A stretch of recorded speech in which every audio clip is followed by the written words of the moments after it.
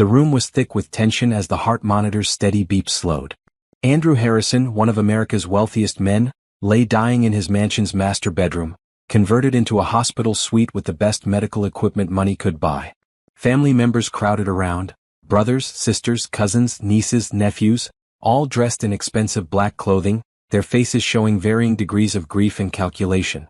No one paid attention to the beautiful black woman who had slipped into the room an hour ago. She sat quietly in the corner, her eyes never leaving Andrew's face. When the room emptied briefly as the doctor called a family meeting in the hallway, she moved quickly to his bedside and took his hand. "I'm here, my love," she whispered. Andrew's eyes fluttered open, focusing on her face. A smile transformed his pale features. "Olivia," he breathed, his voice barely audible. "You came." "I promised I would," she said, tears streaming down her face. "I'll always keep my promises to you." His fingers tightened around hers. 8 years wasn't enough. I should have told them. I should have. "Shoo," she soothed, wiping a tear from his cheek. "We had our reasons. I never regretted a single day with you." The door opened and Andrew's oldest brother Marcus stepped in, stopping short at the sight of Olivia holding Andrew's hand. "Who are you?" he demanded. "How did you get in here? This is a private family matter." Olivia didn't move, her eyes locked with Andrew's. "Marcus," Andrew said, his voice suddenly stronger. "This is Olivia. She's my friend," Olivia cut in quickly. "I'm an old friend." Marcus frowned but nodded curtly. 5 minutes? Then I must insist you leave. The family needs this time." When he left, Andrew looked at her with pain in his eyes. "Even now you protect them." "No," she corrected softly. "I'm protecting your peace. This isn't the time for revelations that will only bring chaos." He closed his eyes. "The letter in my desk. My attorney has everything else. They'll know soon enough." "I know." She leaned forward and pressed her lips to his forehead. "Rest now. I love you. I always will." "Promise me something," he whispered, his breathing becoming more labored. "Stay for the reading. Stay and face them. They need to see you, really see you." She hesitated, then nodded. "I promise." The family filed back in, eyeing Olivia suspiciously but focusing mainly on Andrew. His breathing grew more ragged as the minutes passed. The doctor checked his vitals and shook his head almost imperceptibly. Through it all, Olivia remained in the corner, a silent witness to the end of the life she had shared in secret.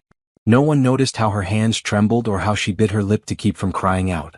No one realized that her heart was breaking as she watched her husband die surrounded by family members who had never known she existed. As Andrew's last breath left his body, Olivia slipped out of the room.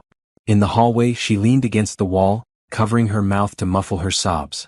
She had promised to stay for the reading of the will, but right now she needed space to grieve privately for the man she had loved so completely.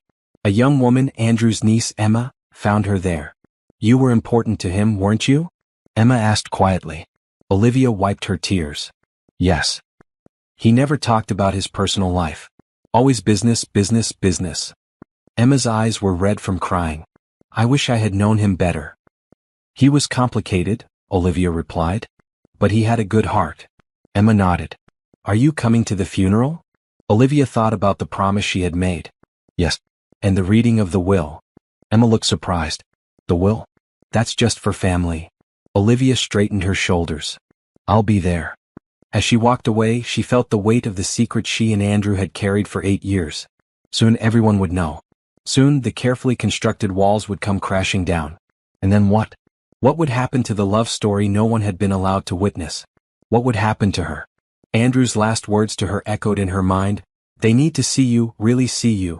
But after 8 years of invisibility, Olivia wasn't sure she was ready to be seen. The gala was glittering with New York's elite.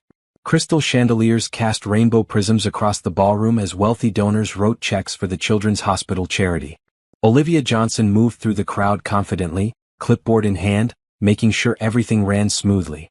As the event coordinator, she had spent months planning this night. "Excuse me," a deep voice said behind her. "Is there somewhere quiet I could make a phone call?" Olivia turned to find herself looking into the bluest eyes she'd ever seen. The man was tall, with salt and pepper hair and a tailored tuxedo that screamed old money. "Of course, Mr. Harrison," she said, recognizing the major donor immediately. "There's a library down the hall to the left." He looked surprised. "You know who I am?" She smiled. "It's my job to know everyone here tonight." especially someone who donated $1 million. And you are Olivia Johnson. I organized this event. His eyes swept the room appreciatively. Then I should be complimenting you. This is exceptionally well done. Thank you. The library? She led him to a quiet room lined with bookshelves. He paused at the doorway. Would you have dinner with me tomorrow night? He asked abruptly. Olivia blinked. I'm sorry? Dinner. With me. Tomorrow. She studied him. Andrew Harrison, 45, never married, ruthless businessman, billionaire. She'd done her research on all the major donors. Why? She asked. He laughed, a genuine laugh that transformed his serious face. Because you didn't pretend not to know who I am, but you weren't impressed by it either. Because you're clearly brilliant at what you do. Because you're the most beautiful woman I've ever seen. I don't date clients, she said firmly. The event's over tomorrow. I won't be your client anymore. His eyes twinkled. Just dinner. If it's terrible, you never have to see me again. She shouldn't. She really shouldn't. But something in his directness intrigued her. Just dinner, she agreed. Just dinner turned into just breakfast the next morning. And lunch the following day. Within a month they were inseparable. Andrew's world was different from anything Olivia had experienced. Private jets, seaside mansions, five-star restaurants where the chef came to their table. But what surprised her most was Andrew himself. Behind closed doors, the ruthless businessman was thoughtful, funny, and surprisingly vulnerable. My family has expectations, he told her one night as they lay in bed. The Harrison legacy stretches back generations. Old money, old ideas. Are you saying they wouldn't approve of me? She asked. He traced her cheekbone with his finger. They wouldn't approve of anyone who might change their perfect image of me. But you challenge everything they believe. Because I'm black. That's part of it, he admitted. They're stuck in another century. But also because you're independent, outspoken, not from their world. You wouldn't play their games. So what does that mean for us? He kissed her. It means I have a choice to make. Them or you. 3 months later, he proposed with a simple emerald ring, her favorite stone. I want to marry you, he said. But I need to ask something difficult. Olivia waited. I want our marriage to be private. Just us. No family, no press, no announcements. She pulled back. You want to keep me a secret. I want to keep us sacred, he countered. My family, they'll try to destroy this. They've done it before. I can't risk losing you. So you want me to live in the shadows? Never meet your family? What kind of life is that? He took her hands. One where we make our own rules. One where we build something just for us without their interference. I'm not ashamed of you, Olivia. I'm afraid of them. She thought about it for days. Was love enough if it had to be hidden? Could she be happy as a secret wife? In the end, she said yes with conditions. 5 years, she told him. We keep it private for 5 years. Then we tell everyone no matter what. He agreed immediately. They were married in a tiny ceremony on a beach in the Caribbean, with only the officiant and 2 strangers as witnesses. They bought a penthouse in the city where they could be themselves and a small house in the suburbs registered to an LLC where they pretended to be a normal couple. For 3 years it worked. They were blissfully happy in their bubble, safely away from the Harrison family's judgment and interference. Andrew split his time between their secret life and his public one. Olivia built her event planning business and kept her maiden name professionally. In year 4, everything changed. I'm pregnant, she told him one morning. His face lit up with pure joy, then darkened with worry. This changes things. Yes, she agreed. It does. The beach house in Montauk became their sanctuary after Olivia discovered she was pregnant. Andrew bought it through one of his holding companies, making sure his family couldn't trace the purchase. Set on a private stretch of beach with tall hedges and an electronic gate, it offered the freedom they craved. We can raise our child here, Andrew said as they walked along the shoreline. At least part of the time. Away from prying eyes. Olivia let the sand run through her fingers as she sat on the beach. But for how long, Andrew? We agreed on 5 years. That deadline is coming up next year. And now with a baby? He sat beside her, wrapping his arm around her shoulders. I know. I've been thinking about it constantly. The company's in a delicate position right now. We're negotiating the biggest merger in Harrison history. If my family gets distracted by personal drama. Personal drama? Is that what you call our marriage? Our child? Hurt flashed in her eyes. No. God, no. He ran his hands through his hair in frustration. That came out wrong. You and the baby are my real life. The company, the family expectations, that's the drama. But the timing. My father's health is failing. If he finds out now, it could destroy everything he built. Olivia stood up, brushing sand from her clothes. I never agreed to hide forever, Andrew. I won't raise our child to think they're a secret that needs to be kept. Just a little more time, he pleaded.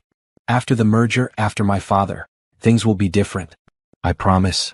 She looked at him, this man she loved so completely, and saw the conflict tearing him apart. 3 more years. After the baby comes, we have 3 years.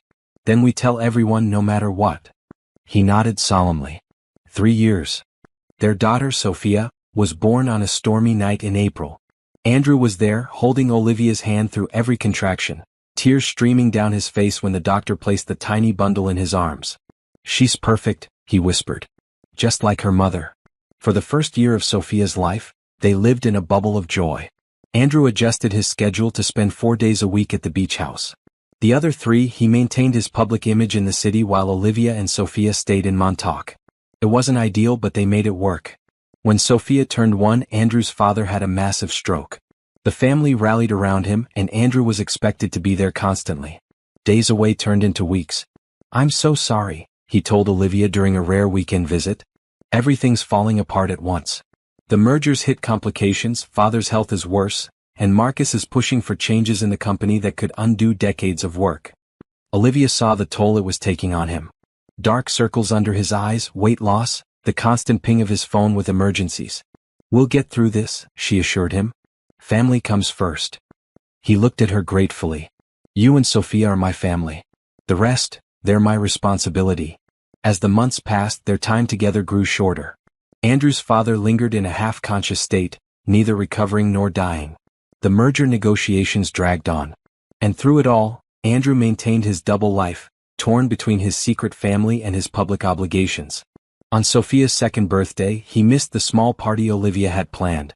The board meeting ran late, he explained over the phone. Then father had another crisis. I can't get away tonight. She heard the exhaustion in his voice. It's okay. We recorded everything. She won't remember anyway. But you will, he said quietly. I'm failing you both. You're doing your best in an impossible situation. Later that night, after putting Sophia to bed, Olivia sat on the deck overlooking the ocean. The deadline they'd agreed on was approaching, and she was starting to wonder if Andrew would ever be ready to reveal their existence to his family. A car pulled into the driveway, Andrew's Aston Martin. He rushed onto the deck and swept her into his arms. I couldn't miss her birthday completely, he said breathless. I can only stay an hour, but I had to see you both. She led him to Sophia's room, where he stood watching their daughter sleep. She's so big, he whispered. I'm missing too much. Then stop missing it, Olivia said simply. Make a choice, Andrew. He turned to her, anguish clear on his face. I'm trying. The merger's almost complete. Father. He hesitated. The doctors say it could be another year. Or tomorrow. There's no way to know. And after that? Will there be another reason? Another crisis? Another delay? No, he said firmly. I promise. 3 more months. That's when the merger will be finalized. Then I start transitioning out of day-to-day operations. I've already put the plan in motion. She wanted to believe him. And your family? Once I'm not tied to the company, their opinion won't matter. We can live openly. He meant it. She could see it in his eyes. But she'd heard promises before. 3 months, she repeated. Then no more hiding. He kissed her deeply. No more hiding. But 3 months came and went. The merger hit last-minute complications. Andrew's father rallied unexpectedly, becoming lucid enough to demand Andrew's presence. And Olivia found herself alone with Sophia more and more often, watching her daughter grow without her father present. On their 5th wedding anniversary, Andrew didn't come home. He called at midnight, apologetic and devastated. Marcus cornered me at the office. He's suspicious about where I go when I'm not working. He had someone follow me last week. Olivia's blood ran cold. Did they track you here? No, I was careful. But we need to be even more cautious now. Marcus is looking for any weakness he can exploit. If he finds out about you and Sophia? What if he does? She challenged. Maybe it's time, Andrew. Maybe this is the push we need. Silence stretched between them. I need a little more time, he finally said. Just until I secure my position post-merger. Then I can protect you both properly when the truth comes out. With a heavy heart, Olivia agreed to wait. Again. As Sophia's third birthday approached, Andrew was diagnosed with pancreatic cancer. The beach house kitchen was filled with the smell of coffee and pancakes when Andrew arrived on a Tuesday morning. It was unusual for him to come on a weekday, and Olivia knew immediately something was wrong. "Daddy?" Sophia squealed, running to him with sticky hands. At 3 years old, she was a perfect blend of both parents, Andrew's blue eyes and Olivia's warm brown skin and curly hair. Andrew scooped her up, holding her tighter and longer than normal. Over their daughter's head, his eyes met Olivia's. The pain she saw there made her stomach clench. "Why don't you finish your breakfast, sweetie?" she suggested to Sophia. "Daddy and I need to talk for a minute." Once Sophia was settled with her pancakes and a coloring book, they stepped onto the deck. "What is it?" she asked, her voice steady despite her racing heart. Andrew took a deep breath. "I've been having some pain. Thought it was stress or maybe an ulcer. I finally went to a doctor last week." She waited, holding her breath. "It's pancreatic cancer. Stage 3. The world tilted beneath her feet. "No. That can't. There must be a mistake." He shook his head. "I got a second opinion yesterday. It's aggressive. It's already spread to nearby tissues."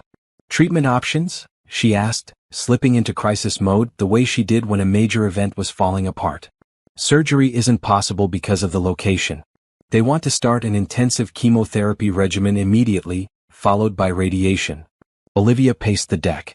"Okay. We'll get the best doctors. We'll fight this." "The prognosis isn't good, Liv," he said softly. "Even with treatment they're talking months, maybe a year." She stopped pacing and faced him. "No. I refuse to accept that. We'll find clinical trials, experimental treatments, whatever it takes." He smiled sadly. "That's my warrior. Always ready for battle." "Don't you dare give up," she warned, tears filling her eyes. "Sophia needs her father. I need my husband." He pulled her into his arms. "I'm not giving up. I'll fight with everything I have. But we need to be realistic about what's coming." She pushed away from him. "What does your family know?" "Nothing yet. I wanted to tell you first. They need to know about us now, Andrew. Before you start treatment. I should be by your side through this." He hesitated. "The timing is never going to be perfect," she exclaimed. "But if not now, when?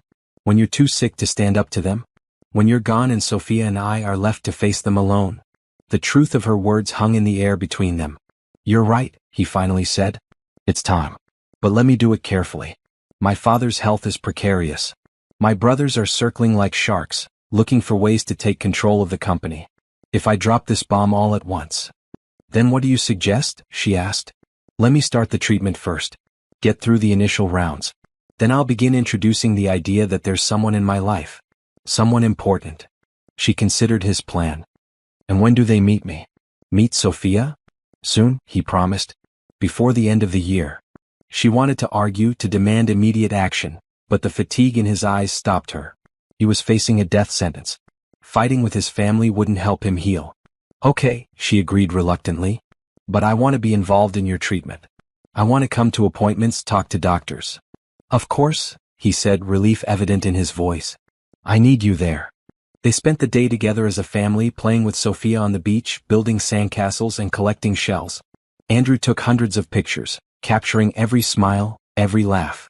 When Sophia napped, they made love with a desperate intensity, both aware of the clock ticking down on their time together. As evening approached, Andrew grew quiet. "What are you thinking?" Olivia asked, running her fingers through his hair as they sat on the couch.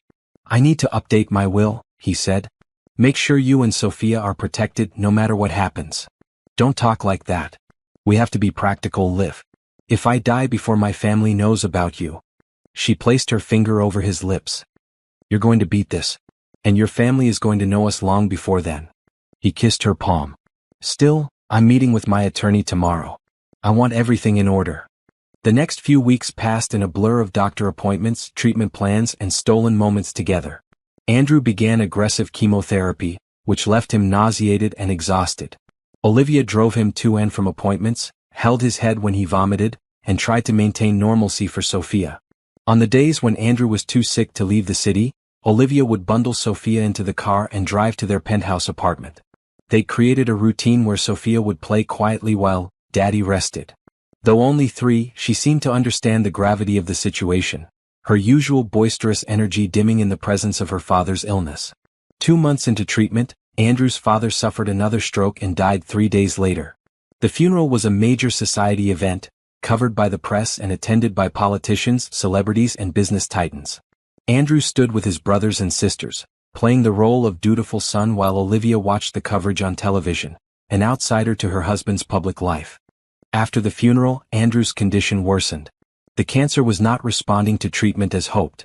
Instead of introducing Olivia to his family as planned, he was now fighting for every day, every hour. "I need more time," he told her during a rare good day, when the pain medication was working and he could sit up and talk. "This isn't how I wanted it to happen. Not with everything so chaotic." She sat beside him on their bed, holding his increasingly frail hand. "I understand. But Sophia asks about you constantly when you're not here. She doesn't understand why her daddy is always sick, always away." He closed his eyes, tears leaking from the corners. "Bring her tomorrow. I need to see her." "You're sure? You said your brother might stop by." "I don't care anymore. If he meets her, so be it." But when the next day came, Andrew was too sick to see anyone. The new medication had caused a severe reaction, and he was back in the hospital. Olivia paced the waiting room, unable to go to his room for fear of running into his family. A nurse took pity on her. "Are you a friend of Mr. Harrison's?"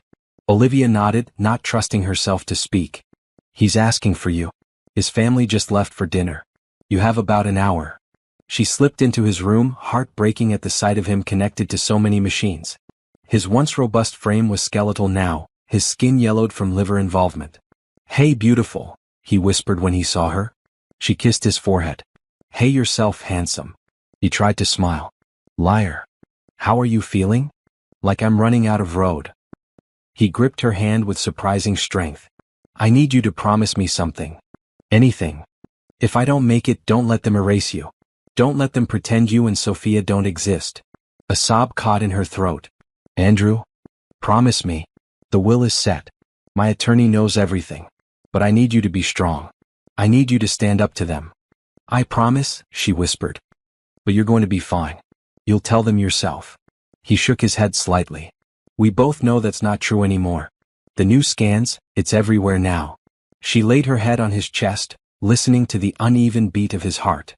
"I love you. We'll get through this." But in her heart she knew they wouldn't. Not together. The clock that had been ticking since his diagnosis was running out of time. Autumn leaves scattered across the lawn of the Harrison mansion as Olivia pulled up to the imposing gates. She'd never been here before, had only seen pictures of the family estate in magazines and news articles.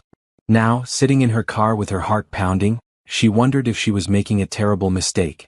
4 months had passed since Andrew's diagnosis, and his condition was deteriorating rapidly. The experimental treatment they'd pinned their hopes on had failed. The cancer was winning, spreading through his body with ruthless efficiency. The doctors were now talking in terms of weeks, not months. Yesterday, Andrew had been moved from the hospital to his family home to live out his final days. He'd called Olivia, his voice barely a whisper. "I need to see you. Both of you. I can't die without holding you one more time." So here she was, with 4-year-old Sophia sleeping in the back seat, about to walk into the lion's den. She pressed the intercom button at the gate. "Harrison Residence," a crisp voice answered. "I'm here to see Andrew. He's expecting me." Pause. "Your name, please?" "Olivia Johnson." Another longer pause. "1 moment." Olivia waited, fingers drumming nervously on the steering wheel. Had Andrew told someone she was coming? Or would she be turned away at the gate? Finally the voice returned. "Mr. Harrison is expecting you. Please drive up to the main entrance." The gates swung open and Olivia drove slowly up the winding driveway. The mansion loomed ahead, a sprawling stone structure that had housed generations of Harrisons. She parked and gently woke Sophia. "Are we going to see Daddy?" the little girl asked sleepily. "Yes, sweetheart. But remember what we talked about? Daddy is very sick, so we need to be quiet and gentle." Sophia nodded solemnly, clutching her favorite stuffed rabbit. A butler met them at the door, his expression carefully neutral. "Mr. Harrison is in the East Wing. If you'll follow me." They walked through opulent rooms filled with antiques and artwork. Olivia felt eyes on them as they passed doorways where conversations suddenly hushed. The Harrison family watching the strangers in their midst. The butler stopped outside a door and knocked softly. A nurse opened it, looking surprised at the sight of Olivia and Sophia. "Mr. Harrison is resting," she said. "Let them in," came Andrew's faint voice from inside. "Please." The room was large but dimly lit, the curtains drawn against the afternoon sun. Medical equipment surrounded the bed where Andrew lay, his once powerful frame now painfully thin. Olivia approached slowly, holding Sophia's hand. "Hey, we're here." Andrew's eyes opened, focusing with effort. When he saw them, his face transformed with joy. "You came." "Of course we did." She leaned down to kiss him gently.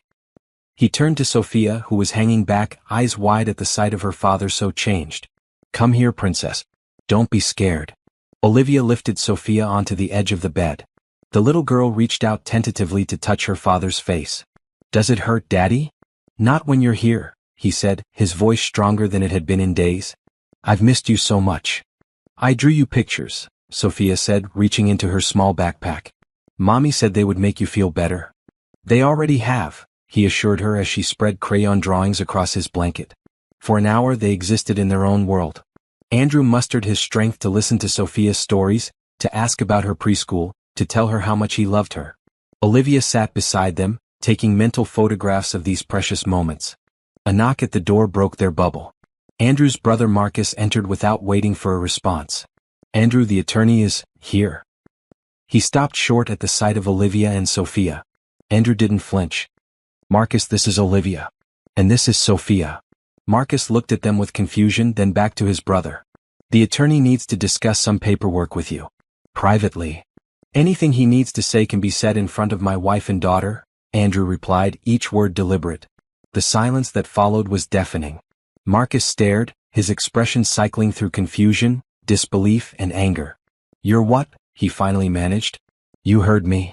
Andrew's hand found Olivia's, gripping it weakly. "It's time for the truth, Marcus. I'm dying and I won't leave this world with lies still on my lips." Marcus's face hardened. "We'll discuss this later. When you're thinking clearly." He left, the door closing firmly behind him. Andrew turned to Olivia, exhaustion evident in his face. "That went well." She smiled despite her anxiety. "Could have been worse. He'll be back. With reinforcements." Sophia had moved to a chair by the window, absorbed in a book she'd brought. Olivia leaned closer to Andrew. "Should we leave?" "No," he said firmly. "This is what I've wanted for years. No more hiding. No more secrets. Your family won't make it easy. I don't care anymore." His eyes found hers. "I've been a coward for too long, Liv. Afraid of their judgment, their control. But what did it get me? A deathbed full of regrets." Tears filled her eyes. "Don't talk like that. You did what you thought was right." "I did what was easy," he countered. "And you paid the price." Before she could respond, the door opened again. This time, Marcus was accompanied by two of Andrew's sisters and an older man Olivia recognized as the family attorney. "Andrew," one of the sisters began, "what is Marcus telling us? Who are these people?" Andrew struggled to sit up. Olivia adjusted his pillows, supporting him. "Elizabeth, Catherine, this is my wife, Olivia. And our daughter, Sophia." Elizabeth gasped. Catherine's hand flew to her mouth. "That's impossible," Elizabeth said. "You're not married." "We've been married for 8 years, Andrew replied calmly. "Quietly, privately. My choice, not hers." The attorney stepped forward. "Mr. Harrison, given your condition and the medication you're on, perhaps this discussion should wait." "It can't wait, James. You know that better than anyone." Andrew's voice was fading, the burst of energy he'd found upon seeing his family now depleting rapidly. "You have the papers. You know the truth." James nodded reluctantly. "Yes, sir. I do." Marcus turned on the attorney. "What papers? What is he talking about?" "Mr. Harrison's will and associated documents," James replied. "Which I'm not at liberty to discuss until after his passing, as per his instructions." "This is absurd," Catherine said. "He's clearly not in his right mind." Olivia had remained silent, letting Andrew handle his family. But now, seeing him weakening with each passing moment, she stood.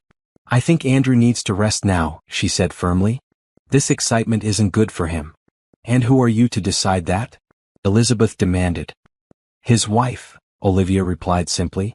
"And if you care about your brother at all, you'll let him have peace in whatever time he has left."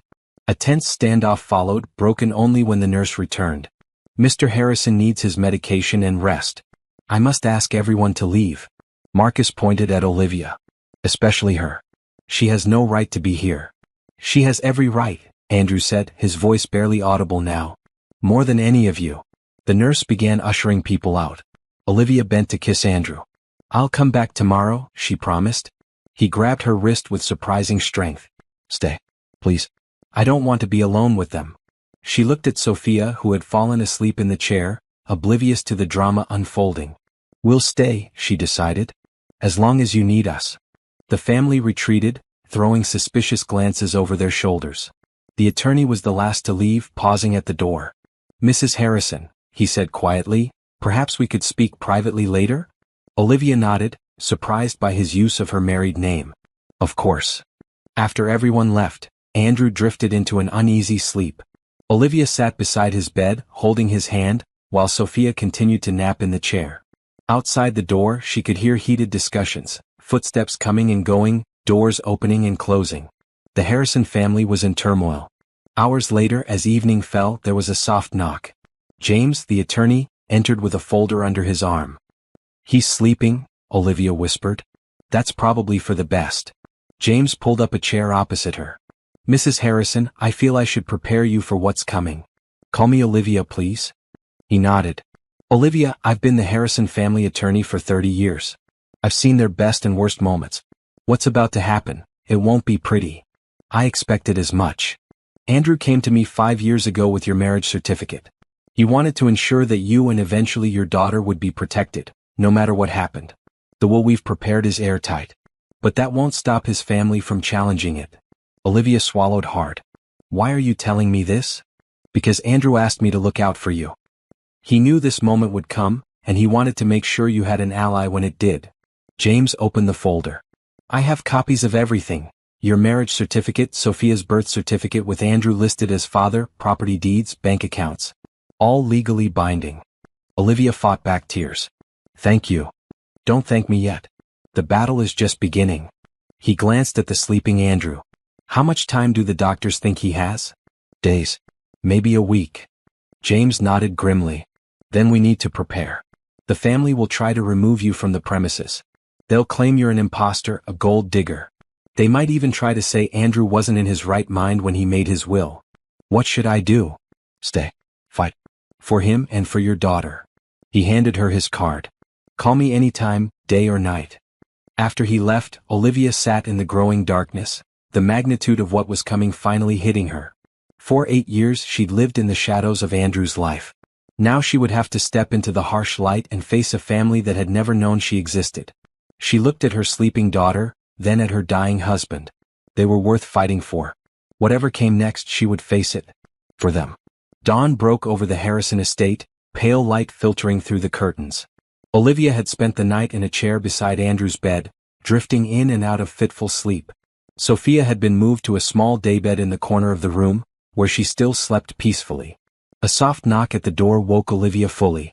The nurse entered with a tray of medication and a young woman Olivia recognized as Emma, Andrew's niece. I brought breakfast, Emma said hesitantly, holding a second tray. I thought you might be hungry. Olivia straightened in her chair, surprised by the gesture. Thank you. Emma set the tray on a side table. Is it true? Are you really his wife? Olivia nodded. For 8 years. Why didn't he tell us? That's a complicated story. Emma's eyes drifted to Sophia. And she's his daughter? Yes. Her name is Sophia. She's 4. Emma approached the sleeping child, studying her face. She has his eyes. And his stubborn streak, Olivia added with a small smile. The family is in chaos, Emma said, turning back to Olivia. Uncle Marcus is talking about having Andrew declared mentally incompetent. Aunt Elizabeth is convinced you're some kind of con artist. And what do you think? Emma considered the question. I think Uncle Andrew always had secrets. He was different from the rest of them, kinder, less concerned with appearances. And I've never seen him look at anyone the way he looked at you yesterday. Andrew stirred, his eyes fluttering open. Emma? His niece moved to his bedside. I'm here, Uncle Andrew. Being nice to my girls? He asked, his voice raspy. Emma smiled. Trying to be. Good. Someone in this family should be. He reached weakly for Olivia's hand. Water. Olivia helped him take a few sips from a cup. The nurse checked his vitals and administered his morning medication. "The doctor will be here at 10, she informed them before leaving. Emma lingered, clearly curious about this hidden part of her uncle's life. "Can I get you anything else?" "Just keep the wolves at bay a little longer," Andrew said. "I need time with my family." Emma nodded. "I'll try." "But they're determined, Uncle Andrew. They're talking about lawyers, court orders. It's getting ugly." "Let them try," he said with a flash of his old determination. "I've prepared for this." After Emma left, Sophia woke up and climbed onto the bed with Andrew. For a precious hour they were just a family, reading stories, sharing memories, pretending the world outside the room didn't exist. Then reality intruded in the form of Marcus, accompanied by a man in an expensive suit. "Andrew, this is Dr. Reynolds. He's here to evaluate your mental state." Andrew's jaw tightened. "Get out, Marcus. It's for your own good. You're clearly not thinking rationally and we need to protect my family." Andrew finished. "That's what I'm doing. Protecting my real family." Marcus's face flushed with anger. "This woman shows up out of nowhere with a child, claiming to be your wife, and you expect us to believe it? You've never even mentioned her." "That was my choice. My mistake." Andrew's voice was growing weaker. "Not hers." The doctor cleared his throat. "Perhaps we could have a few minutes alone, Mr. Harrison? Just to talk. Anything you have to say can be said in front of my wife and daughter." Dr. Reynolds glanced at Marcus, who nodded slightly. "Very well. I'd like to ask you a few questions about your current situation and decisions." For the next 20 minutes, the doctor tried to trap Andrew with circular questions and leading statements. Despite his weakened state, Andrew remained sharp, answering clearly and consistently. Olivia watched with pride as her husband defended their family with his last strength. Finally the doctor stood. "I'll need to compile my findings." "Let me save you the trouble," Andrew said. "I'm dying, not delusional. My faculties are intact, my decisions are my own, and if my family can't accept that, it's their problem, not mine." After they left, Andrew collapsed back against his pillows, exhausted. "They won't stop, Liv." "I know." She stroked his forehead. "But neither will we." The day passed in a blur of doctors, nurses, medication, and brief visits from family members, each trying to assess the situation in their own way. Some were openly hostile, others merely curious. Through it all, Olivia remained by Andrew's side, a steady presence in the chaos. As evening approached, Andrew's condition worsened. His breathing became labored, his pain more difficult to control. The hospice doctor adjusted his medication, her expression grave as she took Olivia aside. "It's accelerating faster than we expected," she explained quietly. "Hours now, not days." Olivia's knees threatened to buckle. "Are you sure? I've seen this progression many times. You should prepare yourselves. And perhaps say whatever needs to be said." Olivia arranged for Emma to take Sophia to another room for a while, wanting to shield her daughter from the worst of the end. Then she sat beside Andrew, holding his hand, trying to memorize every detail of his face. "Do you remember our first date?" she asked, keeping her voice steady. His lips curved in a weak smile. "You wore a red dress. I couldn't take my eyes off you. You took me to that ridiculous French restaurant where everything was tiny and cost a fortune. And you said you'd rather have a burger." His laugh turned into a cough. "That's when I knew." "Knew what?" "That you were the one. The real thing in a world of pretenders." He squeezed her hand. "I'm sorry, Liv. For all the hiding. For not being brave enough." "Don't." She leaned forward, pressing her forehead to his. "We had 8 beautiful years. We have Sophia. No regrets. Just one." His voice was fading. "That I won't see her grow up. That I won't grow old with you." Tears spilled down Olivia's cheeks. "I'll make sure she knows you. Every day. How much you loved her. How special you were. Promise me something else." His breathing was becoming more labored. "Don't let them push you away. Stand your ground. You and Sophia deserve everything." "I promise." They sat in silence for a while, the beeping of machines marking the passage of time.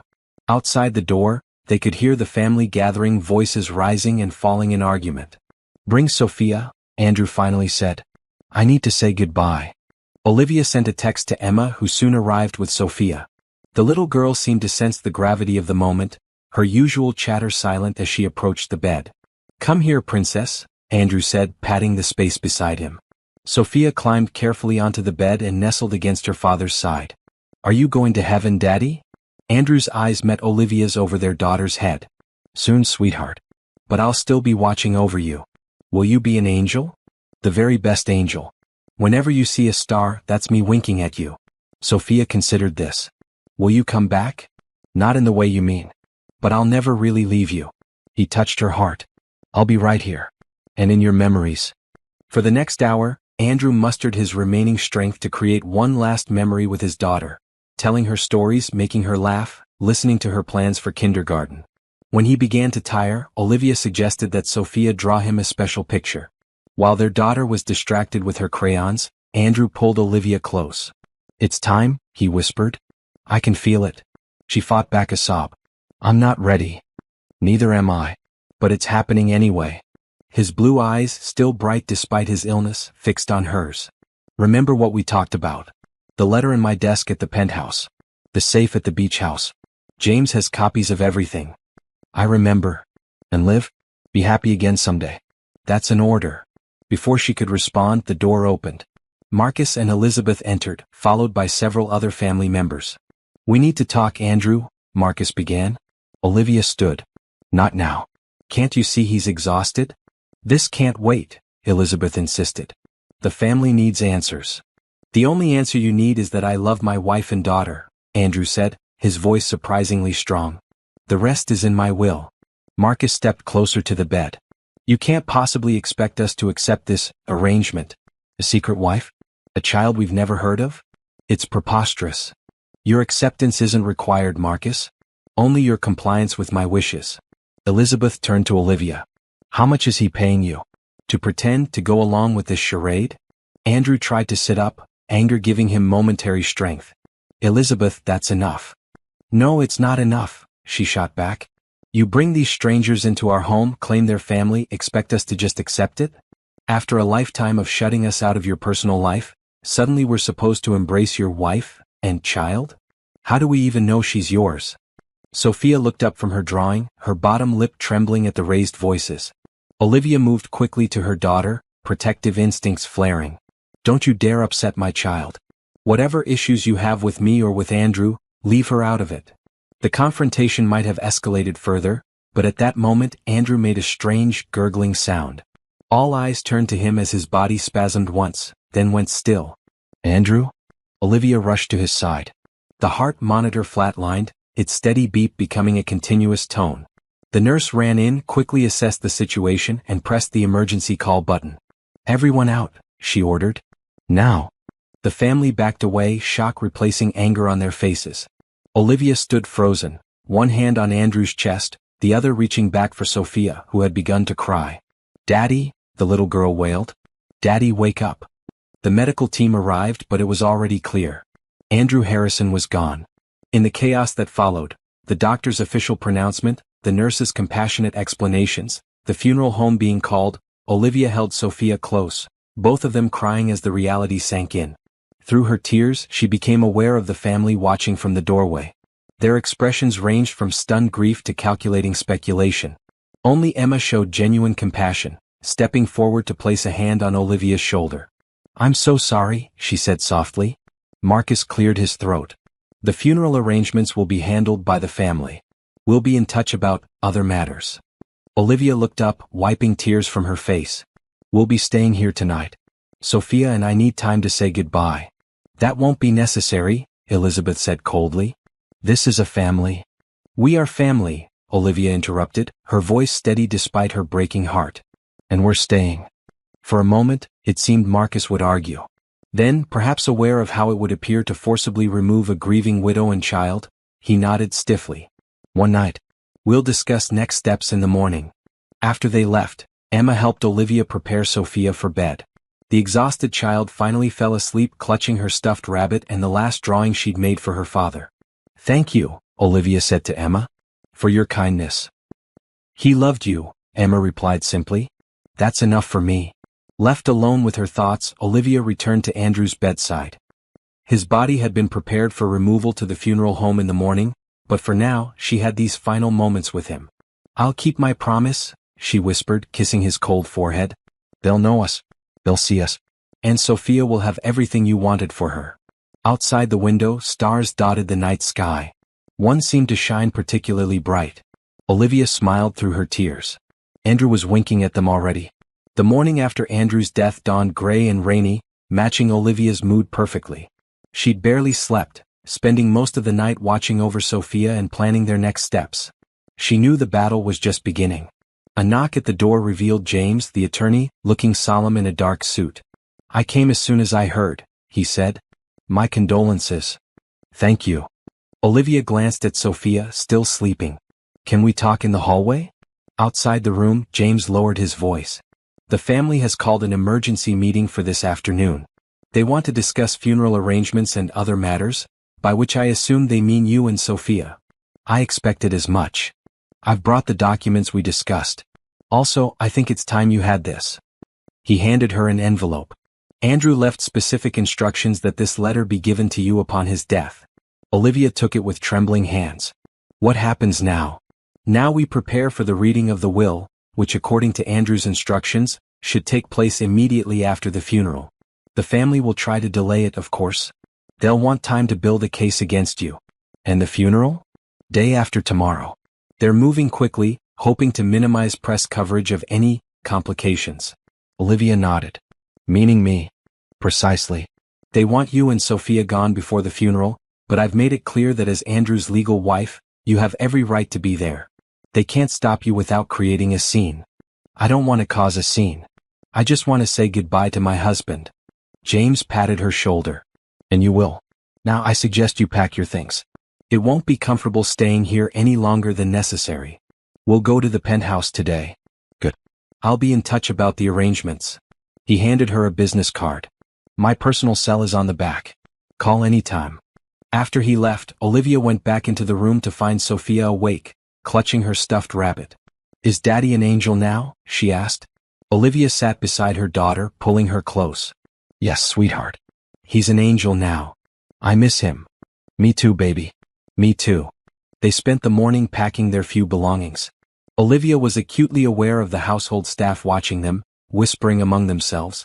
The family kept their distance, communicating through messengers and notes rather than facing her directly. By noon they were ready to leave.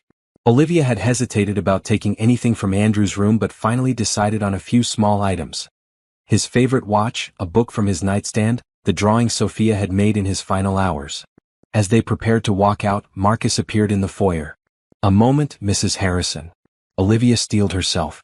"Yes. The funeral will be a private, family-only affair. I'm sure you understand." She met his gaze steadily. "I understand perfectly what you're trying to do, Marcus. But I will be at my husband's funeral. Sophia and I will say goodbye to him properly. This situation is already difficult enough without adding a spectacle. Then don't create one. Accept who we are and move forward." His jaw tightened. "We'll see what the courts have to say about who you are. In the meantime, I expect you'll be discreet." "I've been discreet for 8 years. That ends now." Before he could respond, she took Sophia's hand and walked past him, out of the house that had never welcomed them. At the penthouse, Olivia tucked Sophia in for a nap, then finally opened Andrew's letter. His familiar handwriting brought fresh tears to her eyes. "My dearest Olivia, if you're reading this, I've left you alone to face what I was too cowardly to confront in life. I'm sorry for that, sorrier than you can imagine. But I'm not sorry for a single moment of our life together. You and Sophia were my real world. Everything else was just shadows. By now, my family is circling, looking for ways to erase you from my life. Don't let them. Fight with everything you have. The will is airtight. James has all the documentation. The letter in my desk contains everything you need to know. Accounts, passwords, properties, investments. There's a safe at the beach house with cash and other essentials in case things get complicated. I should have introduced you to the world years ago. I should have stood proudly with you and Sophia and let everyone see the man you helped me become. That's my greatest regret. But regrets don't matter now. What matters is the future, your future and Sophia's. I've set things up to protect you both, to give you everything you deserve. It won't be easy. The family will fight. But you're stronger than all of them combined. Remember our first anniversary? You said something I never forgot. Love isn't what you say, it's what you do. I hope that in the end what I've done proves how much I loved you both. Live well, my darling. Be happy. And when Sophia looks up at the stars, remind her that I'm looking back. All my love, always, Andrew." Olivia pressed the letter to her heart, allowing herself a few moments of pure grief before carefully folding it and putting it away. Then she found the key to Andrew's home office and opened his desk. Inside was another envelope, just as he'd described, containing a detailed accounting of their financial situation. The numbers made her breath catch. Andrew had always been generous, but she'd had no idea of the full extent of his wealth, or how much of it he'd put in her name over the years. There were accounts she didn't know existed, properties in several countries, investment portfolios, trust funds for Sophia. Everything meticulously documented and legally arranged to be irrefutable. Her phone rang, James calling to confirm the funeral details. 2 days from now, 10 a.m. at St. Patrick's Cathedral, he told her. Private service, then burial at the family plot in Westchester. The reading of the will is scheduled for 3 p.m. at my office. Will there be press? Inevitably. Andrew Harrison's death is news. But the family is trying to keep it low-key. What should I expect at the reading? James sighed. Drama. Outrage. Possibly legal challenges on the spot. Are you prepared for that?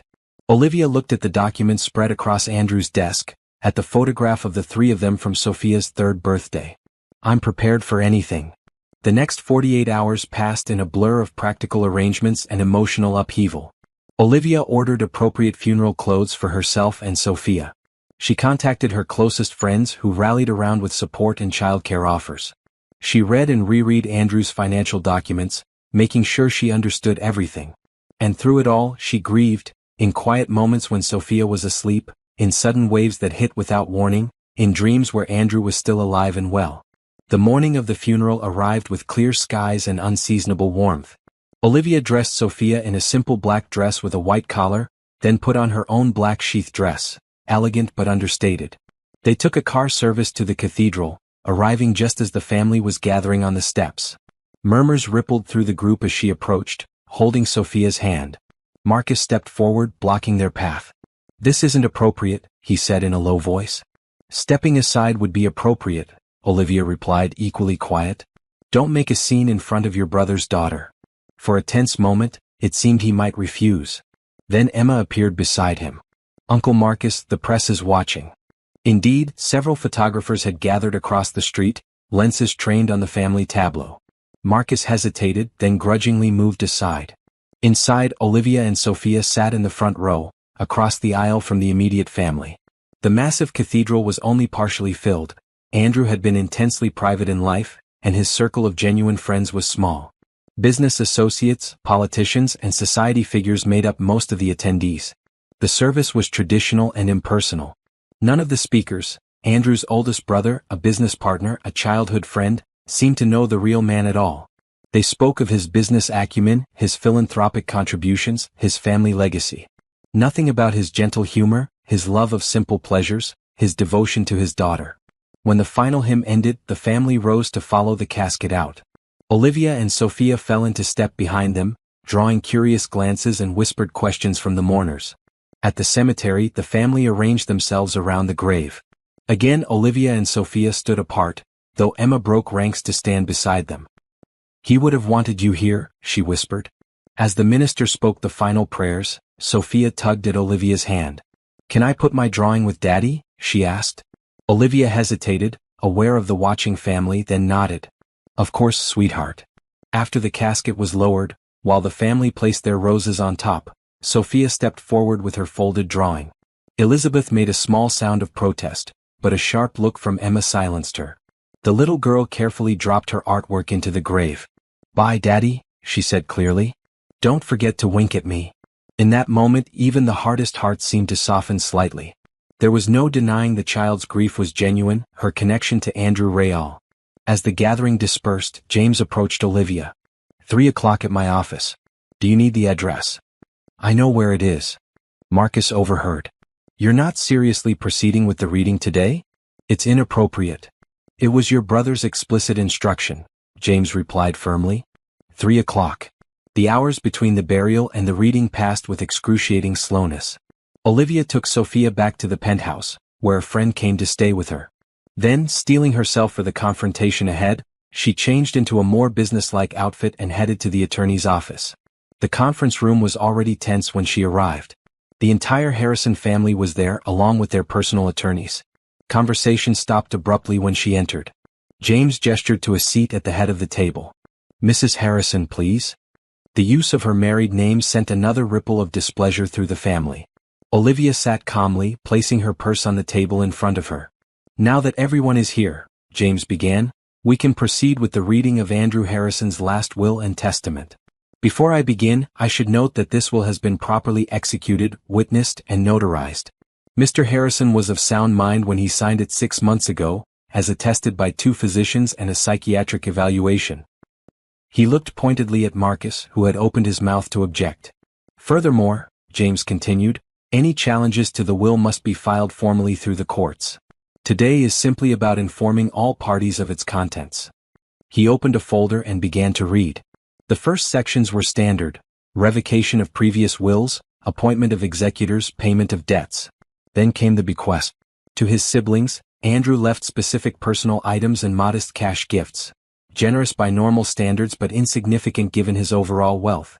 To nieces and nephews, including Emma, he left educational trusts. To various charities, larger donations. The family grew increasingly restless as it became clear that the bulk of the estate remained unaddressed. Finally, James reached the key section. "To my beloved wife Olivia Johnson Harrison, I leave the remainder of my estate, including but not limited to, our homes in New York City, Montauk, Aspen, and Paris, my personal investment portfolio, my art collection, my ownership stakes in non-Harrison family businesses, and all other assets not specifically designated elsewhere." A shocked silence fell over the room, followed by an explosion of voices. "This is outrageous. She can't possibly. We'll contest this immediately." James raised his hand. "There's more." When quiet reluctantly returned, he continued. "To my precious daughter, Sophia Elizabeth Harrison, I establish a trust to be administered by her mother until she reaches the age of 25, at which time she will have full control. This trust includes my shares in Harrison Industries and all associated companies." This revelation caused even greater uproar. Marcus slammed his fist on the table. "This is completely unacceptable.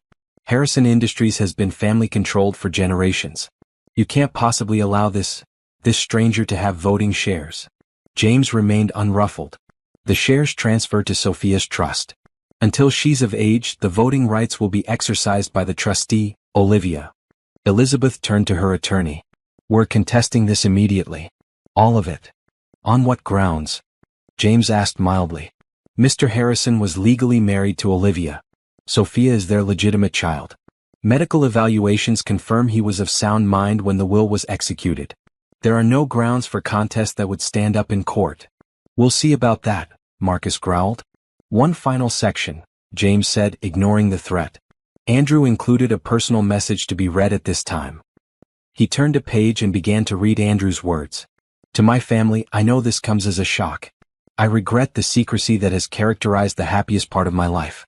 That secrecy was my choice, not Olivia's. She wanted openness, I chose hiding. I was afraid of exactly the scene that is probably unfolding as this is read: anger, rejection, threats."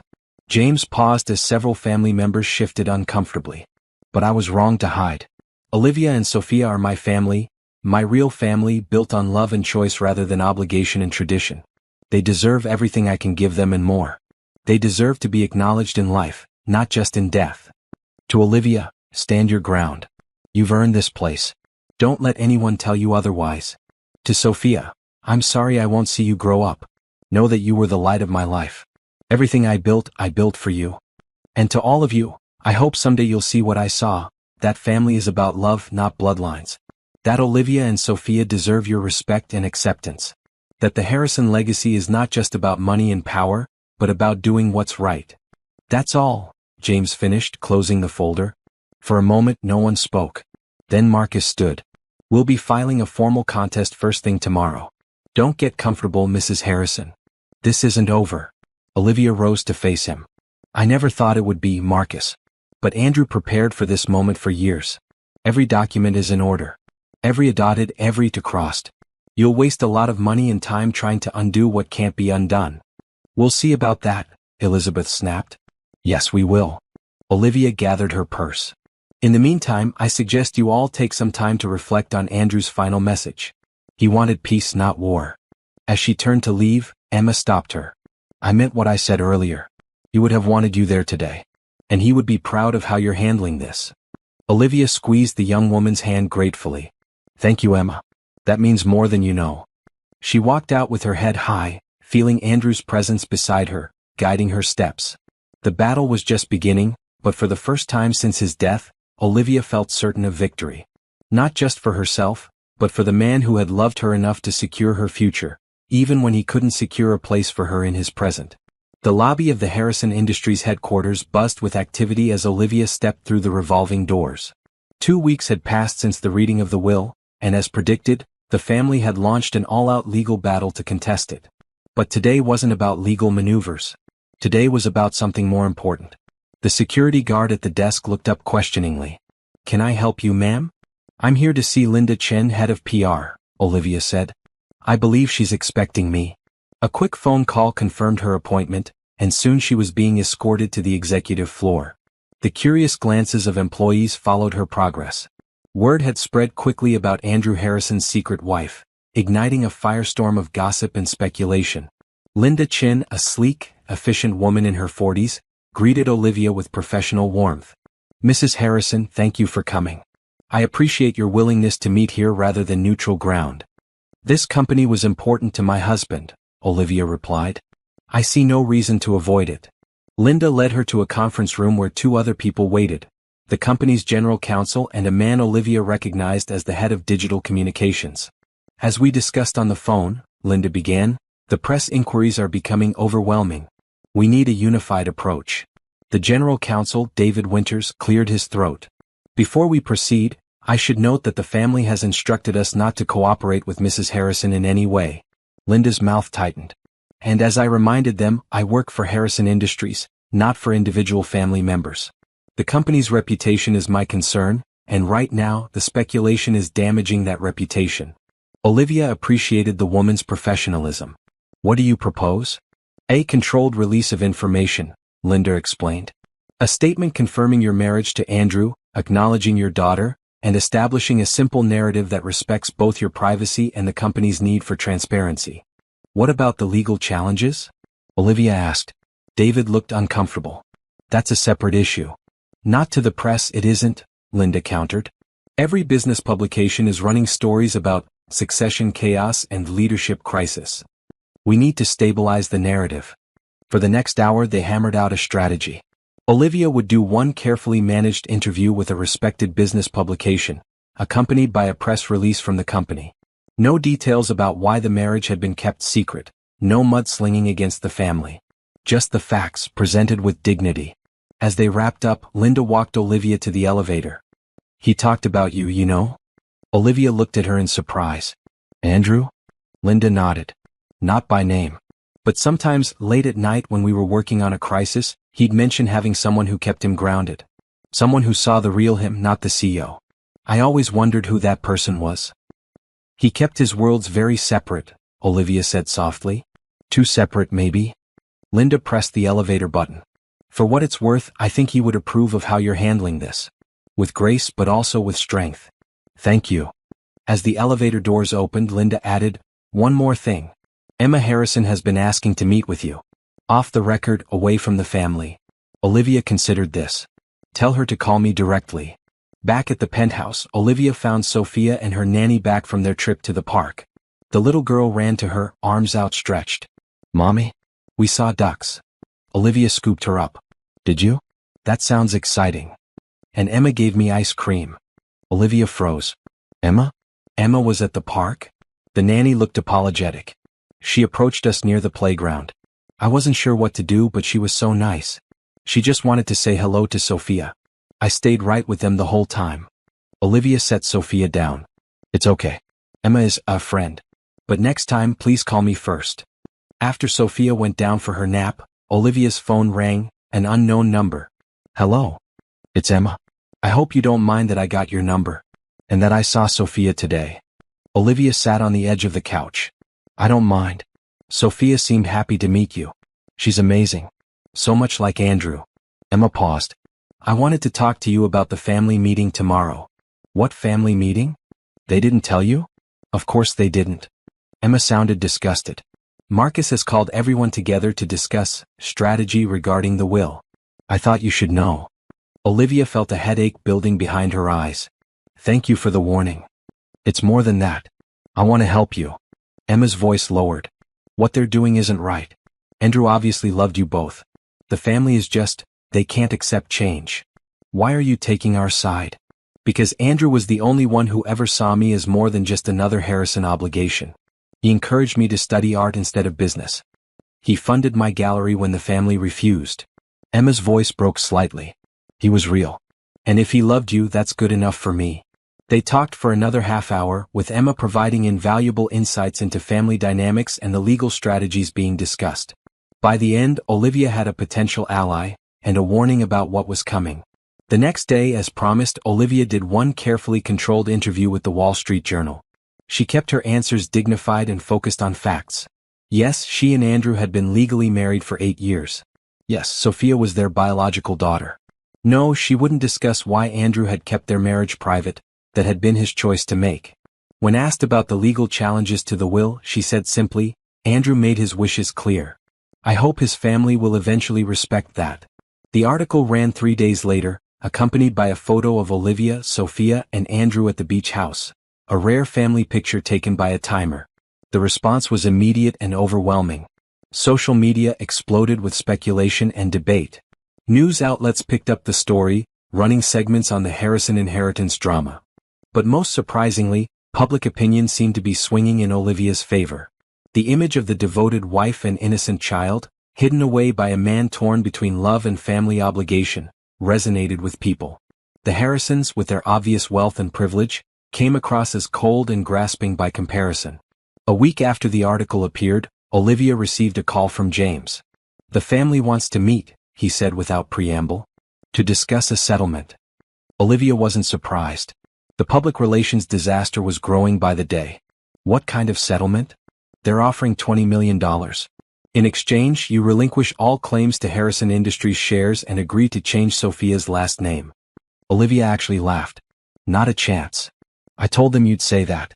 Their fallback is $50 million and you can keep the penthouse. James, they could offer $1 billion and I'd still say no.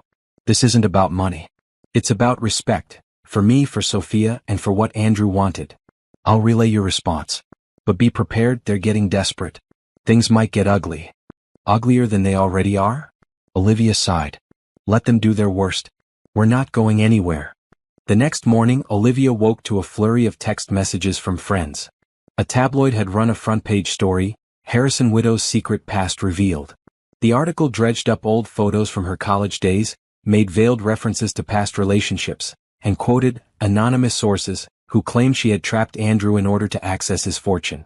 Olivia felt sick reading it, but she refused to be intimidated. She called Linda Chin immediately.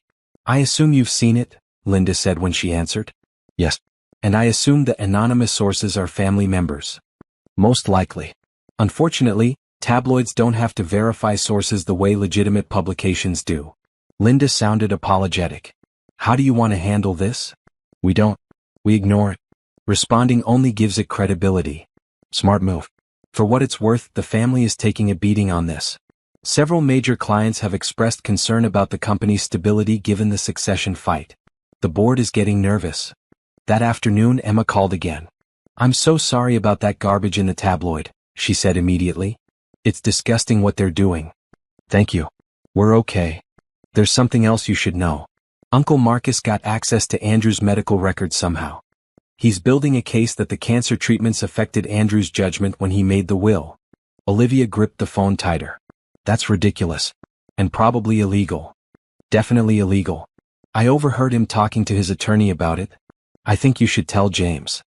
After hanging up, Olivia called not only James but also her own newly hired attorney. Within hours, they had filed for an emergency injunction against the use of any illegally obtained medical records in the will contest.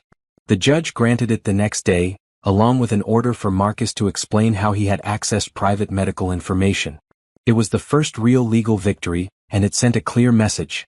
Olivia wasn't going to be bullied or outmaneuvered. 3 weeks after Andrew's death, as the legal battle continued to escalate, Olivia received an unexpected visitor at the penthouse. Elizabeth Harrison stood at her door, looking uncomfortable but determined. May I come in? She asked. Warily, Olivia stepped aside. Sophia is napping.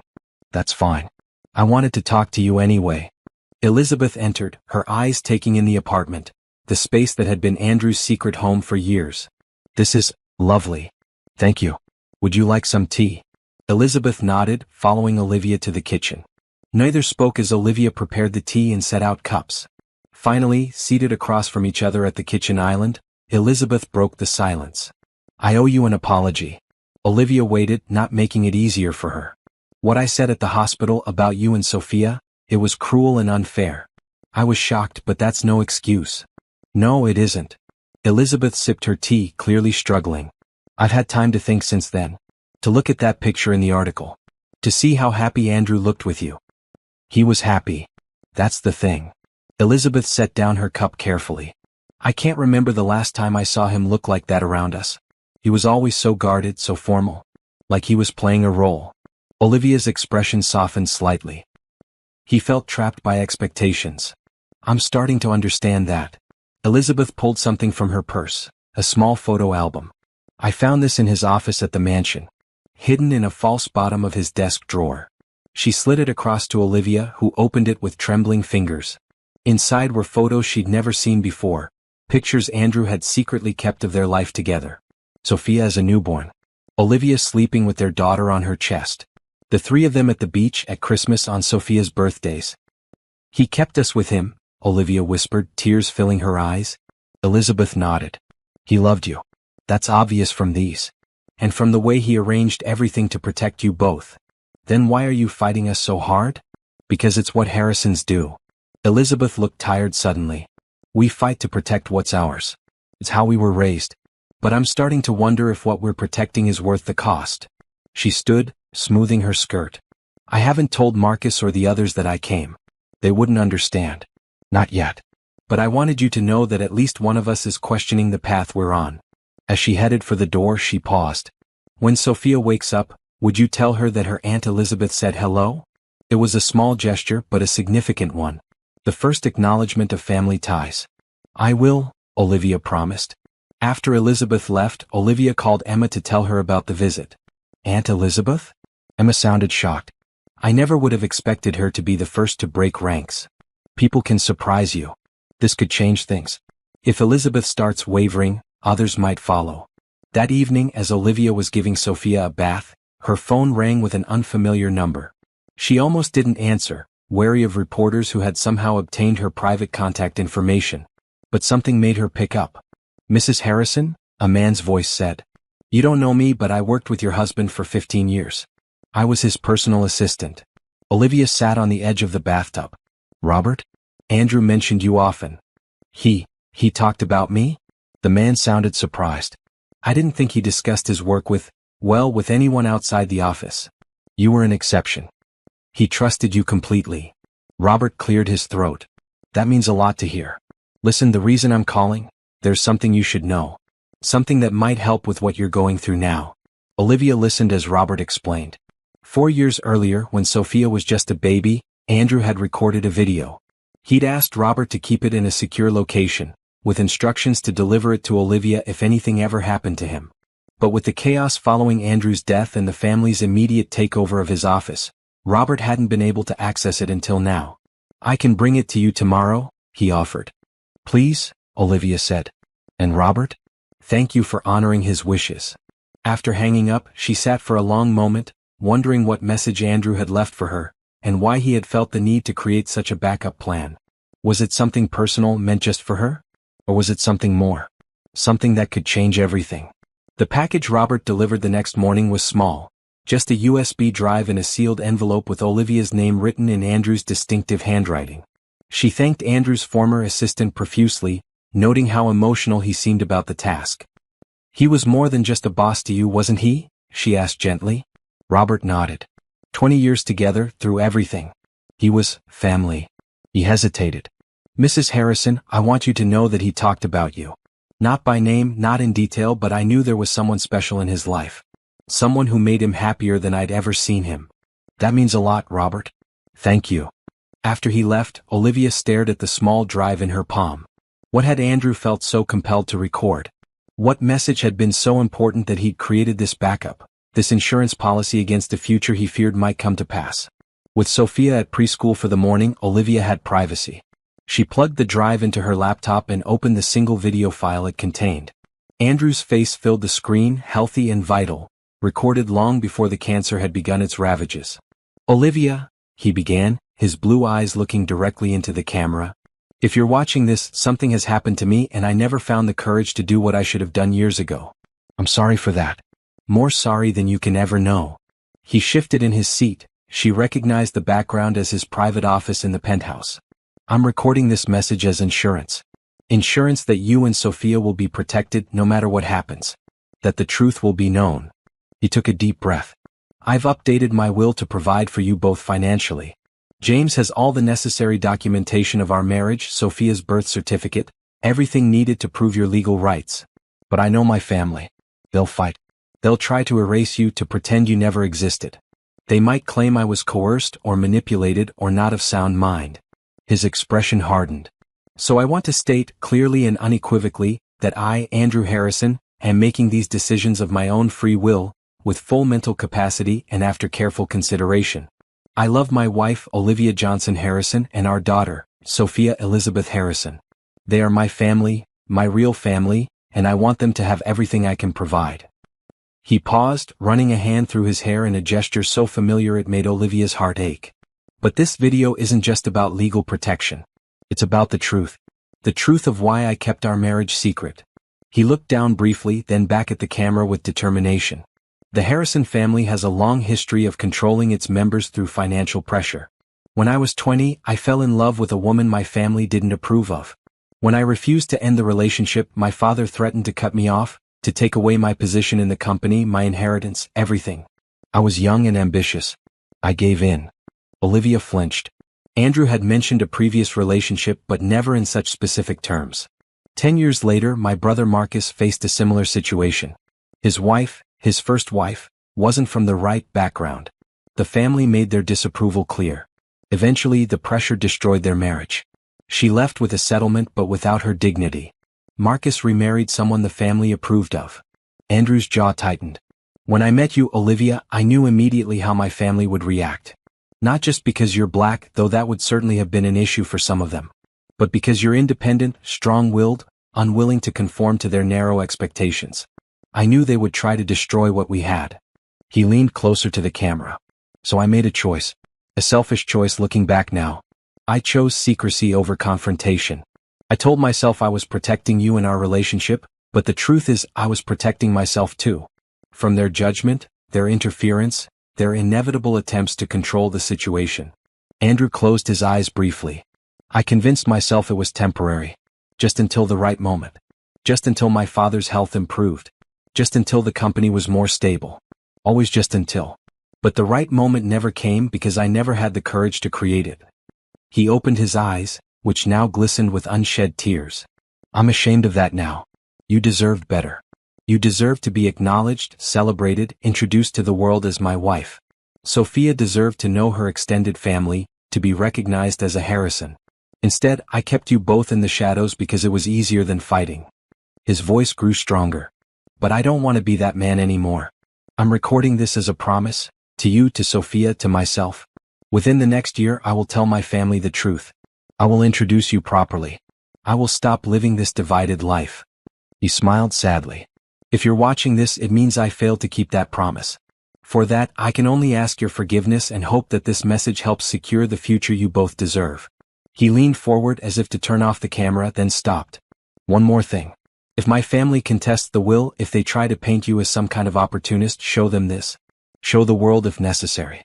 Let everyone know that you were never the secret. You were the light I was too afraid to share." The screen went black. Olivia sat motionless, tears streaming down her face.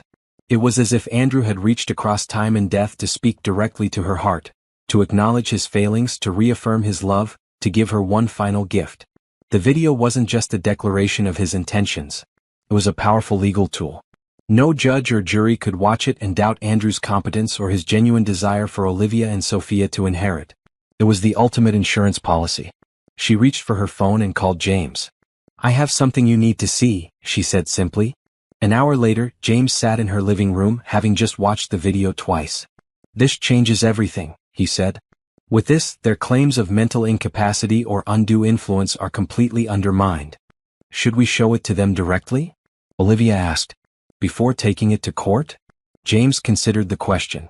It might give them a chance to prepare a counter-strategy.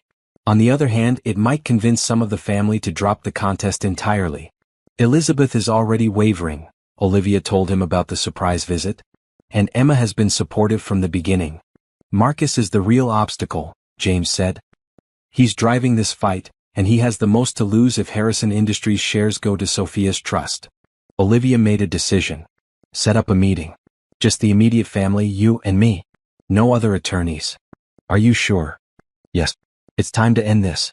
For all our sakes, but especially for Sophia's. She's lost her father.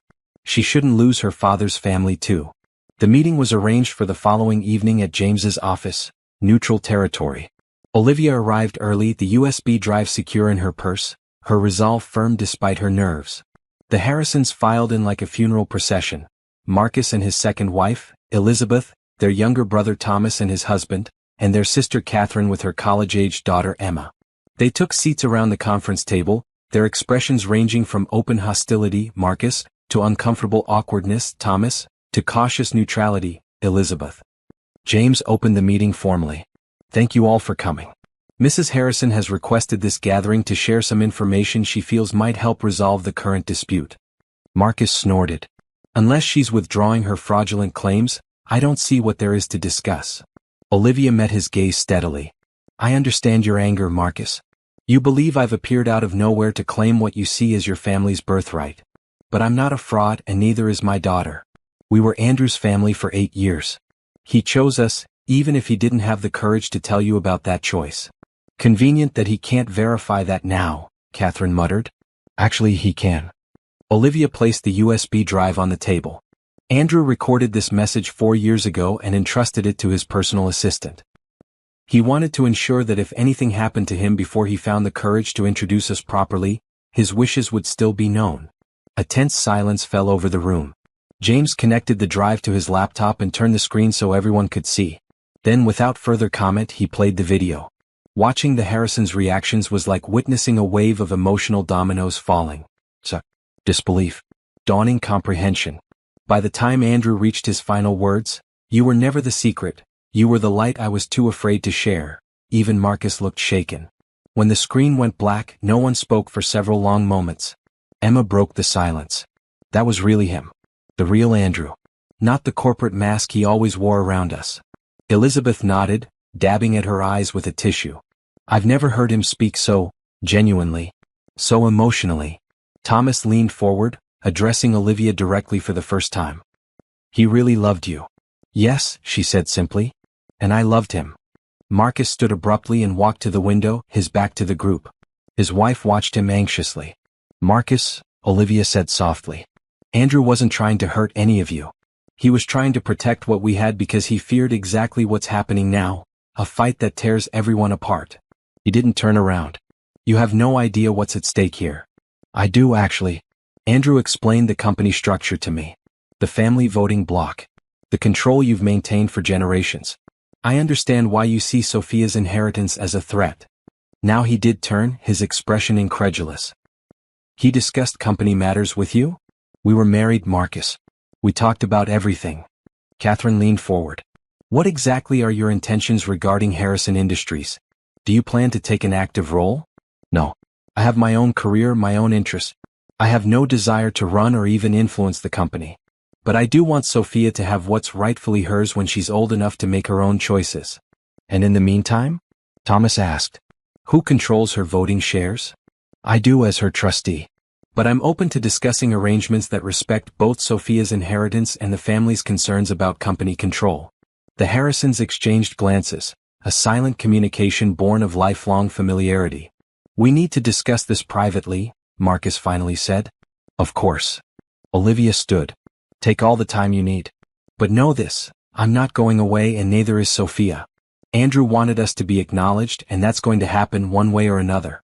I'd prefer it happen with your blessing rather than after years of costly, painful litigation. She walked to the door then paused. One more thing. Sophia asks about her father every day. She knows he had brothers and sisters, cousins, a whole family she's never met. Right now, all of you are just abstractions to her. You could be real people in her life, her family. That's what Andrew wanted.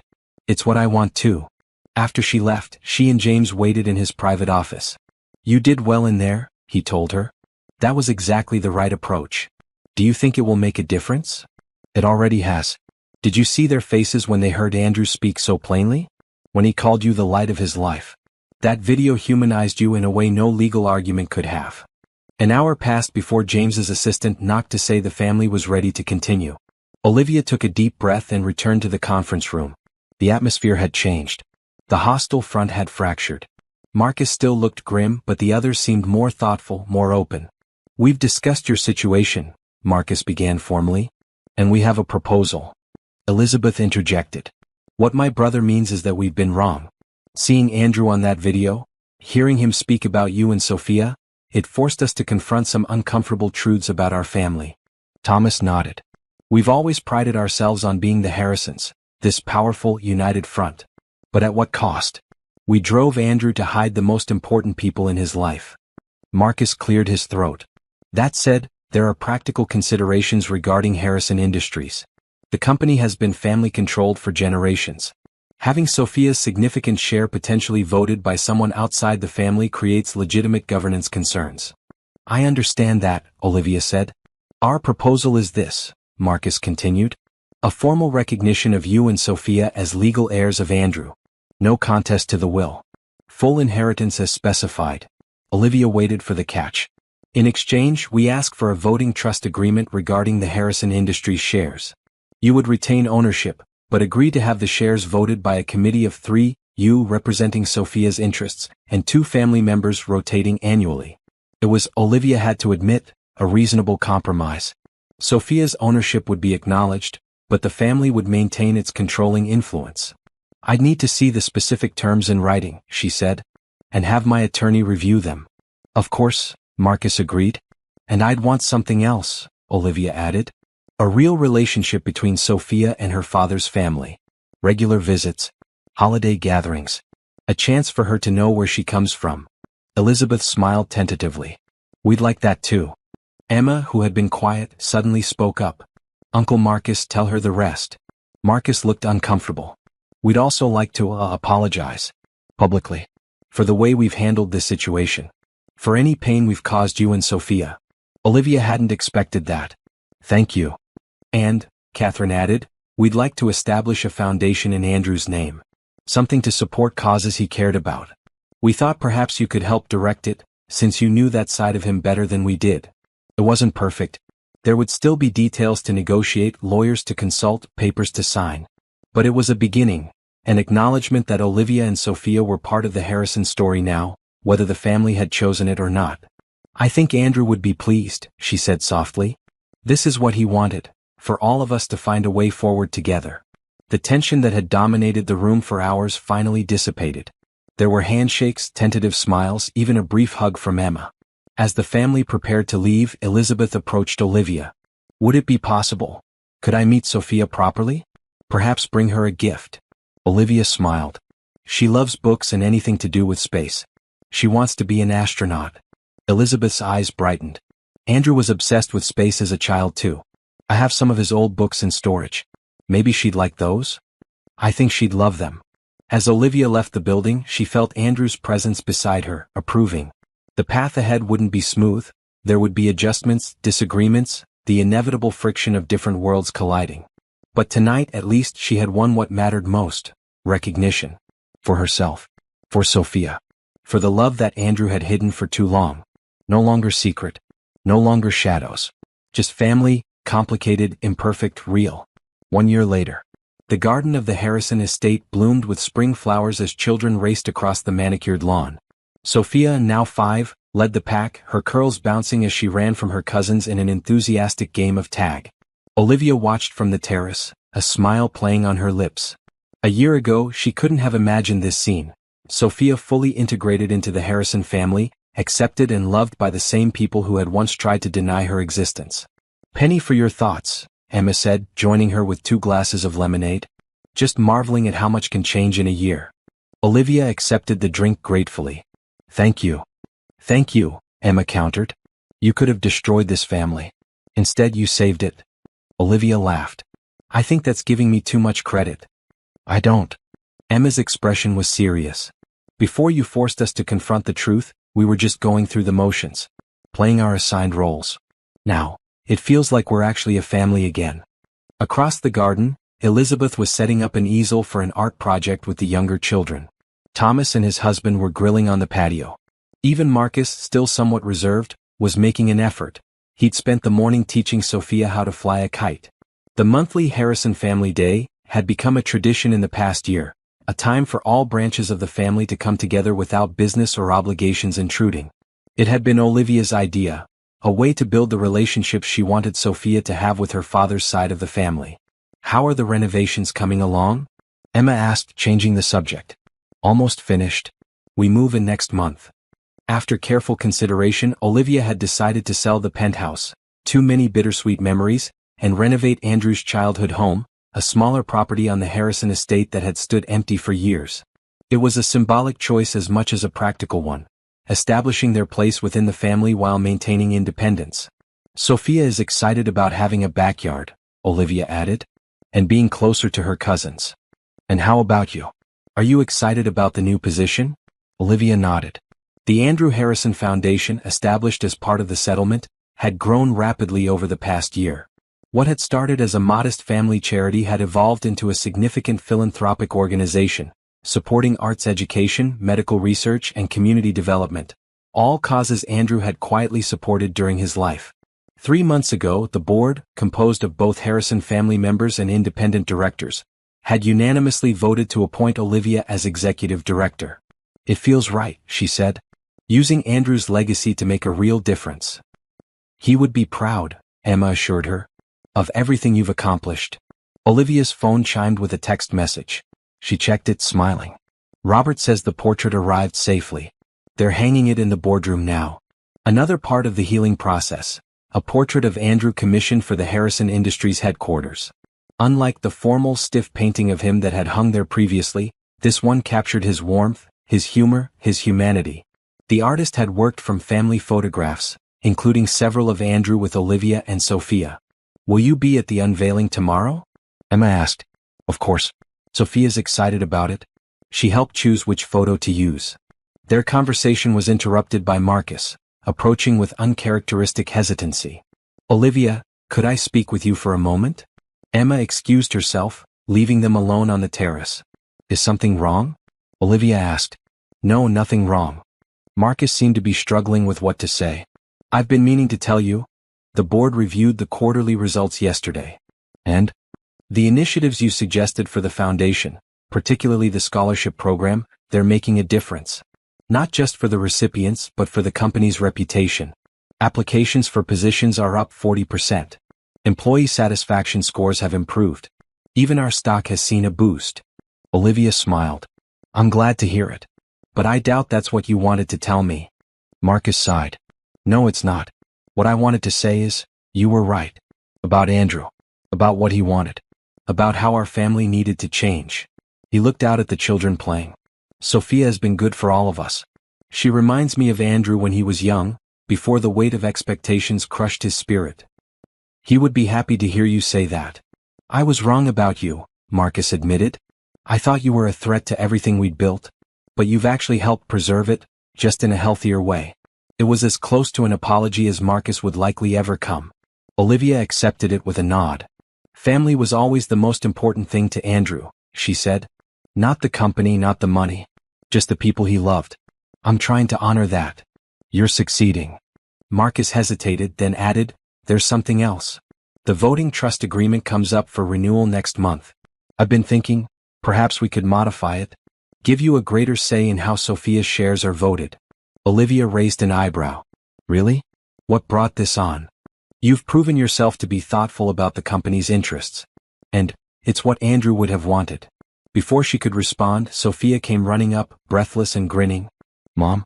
Aunt Elizabeth says we can do painting now. Come see. I'll be right there, sweetheart. She watched her daughter race back to the activity table.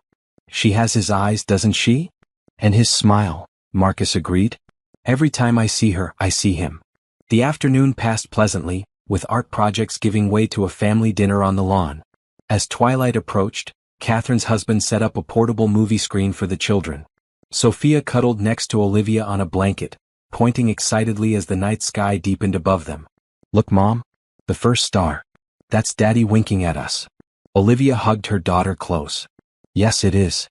Later, after Sophia had fallen asleep in the guest room they were using until their new home was ready, Olivia stood alone on the balcony, looking out over the Harrison estate.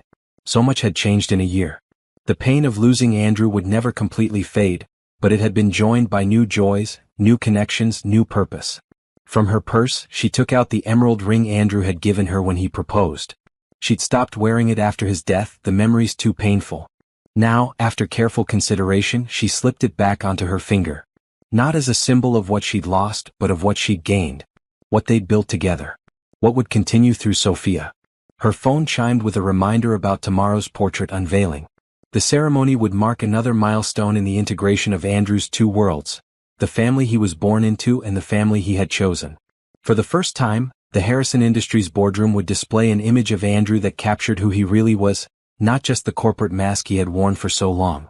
It wasn't the way Andrew had planned to introduce them to his world.